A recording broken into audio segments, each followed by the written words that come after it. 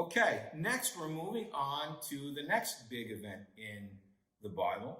And the next big event is actually a big person. His name is Abraham. Okay, in the beginning, his name is Abram. In the beginning, his name is Abram, and his wife's name was Sarai. God decided to use them in a huge way. And in the Bible, a lot of times when God would take somebody and said, I'm going to use you for my purposes, he would change their name. This was their name, now it's not. Like he changed Abram's name to Abraham. He would change Jacob's name to Israel. There are other people. Jesus changed Peter's name, I think, from Simon to Peter to Cephas. He changed Matthew's name from Levi to Matthew. Okay, so Abraham was a man. And again, God was at times speaking directly to people. I don't know if he spoke to everybody, but he spoke to major people that he wanted to use for his purposes. And Abraham was one of these people. And the main point behind Abraham is faith. Okay? God told Abraham to do a couple very, very big faith things in his life. Now, what is faith? People use the word faith a lot. This is my understanding of faith from studying the Bible as long as I have and work with other Christians. Faith is what God says, I believe in and I follow. Okay, what God says, I trust that it's true, and what God tells me to do, I follow. Okay, so faith is, not just belief in anything. I have faith in my own self-confidence. No.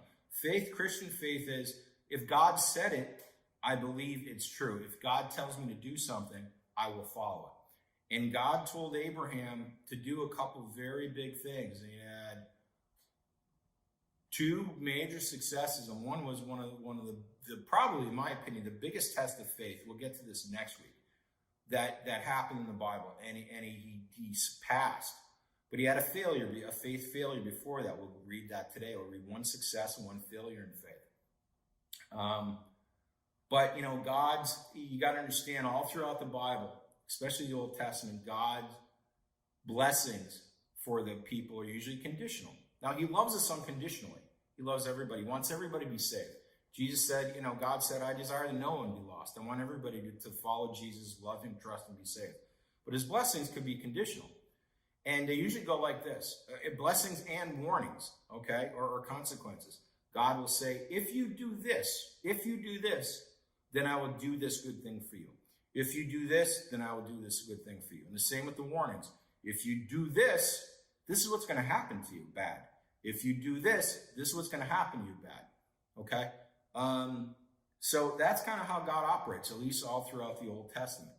A lot of you hear preachers just say, God will bless you, just bless you because you want. No, usually he'll tell you to do something, okay? And so you'll see what happens with Abraham. So after the fall of the Tower of Babel, people spread out over the earth and they multiplied. There was a man named Abram in the land of Haran. God came to Abram and told him to go from his country and to take his family to a land that God would show him. If he did this, here's the if he took his family and took them to a land that he would show them, God promised to bless Abram and make a great nation from his descendants, and his name would be great throughout history. His descendants would be numerous as the sands of grain on the seashore, and God said, and if you do this, in you all the families of the earth will be blessed. And God said this in Genesis chapter 12, verse 3. So again, God is directly still talking to people. He told us to Abram. Now, Abram went as God told him. Big test of faith. God said, listen, you've been living here your whole life. You'll see Abram was 75 at the time. And we'll get into that in a minute. Take your family, take everything you've established here, and you're going to just leave this behind, and you're going to move to wherever I tell you. That's a big deal. It's hard to just drop your life and move. But he told Abram to do that, and Abram did it. Abram passed his very first big faith test, which is, if you're telling me to do it, God, I'm going to do it. Okay? Now, Abram was 75 years old at the time when God appeared and told him to leave where he's at, take his family, move. Good point to this. You are never too old to be used by God. God didn't even start using Abram till he's 75. God didn't even start using Moses till he's 80. So don't ever think that I'm too old. God can't use me. My time's past. Stay faithful to God. Give your life to God. Ask God to use you. Give your life over and say, God, use me however you will. And see what happens. So Abram at 75 took his wife Sarai and his nephew Lot with him on their journey to the land of Canaan. When they arrived at the land of Canaan, God told Abram that he would give this land to his offspring. He would give his land of Canaan to his offspring. At the time, the Canaanites were living in the land. Abram built an altar there, but he kept on moving to the land of Negeb, where God instructed him to go at this point. This is Genesis chapters 11 and 12, Genesis 12, verses 1 to 9. Now, there's a famine in the land that Abram was in, so Abram went down to Egypt due to this famine. Abram told his wife Sarai, because she was beautiful, he feared that the Egyptians would kill him and take her if they found out that he was her husband. So he instructed her to lie to them and say that, I'm not his wife, I'm actually his sister. Because he was afraid, well, if they find out they're married to me, they might kill me because you're so beautiful and try to steal you. So lie to him. Tell him that you're not my wife, you're my sister. And Sarai did that. Well, news about her beauty eventually reached Pharaoh, who took her into his home and dealt well with Abram. But God afflicted Pharaoh and his house with severe plagues because he took Abram's wife, another man's wife. Pharaoh realized what happened and angrily called on Abram and said, why did you tell me that Sarai was your sister instead of your wife and caused God to send these plagues on me? And then Pharaoh sent them both away angrily. That's in Genesis chapter 12, verses 10 and 20. On another occasion, years later, Abram did the exact same thing. Abram told King Abimelech that Sarai was his sister instead of telling her the truth, and no, she's actually my wife. Now, Abram eventually went up from Egypt back to the land of Negeb with Sarai and his nephew Lot. Both Abram and Lot were rich in possessions and livestock, to the point where the land could not support the herds of both of them. So Abram decided that they needed to split up, because they could no longer fit in the same land together with their herds. Abram gave Lot first choice of where he would settle. Lot chose to settle in a city called Sodom, because it was well watered everywhere like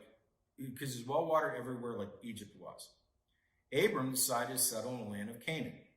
That's in Genesis chapter 13, verses 1 to 13. Now, at one point, there was battles between the kings of the surrounding areas of where they were at, and Abram's nephew Lot was captured during one of these battles. Abram gathered 301 men to rescue Lot, his people, and Lot's possessions, which he did. And when Abram returned, he was blessed by Melchizedek, the king of Salem, priest of the Most High God.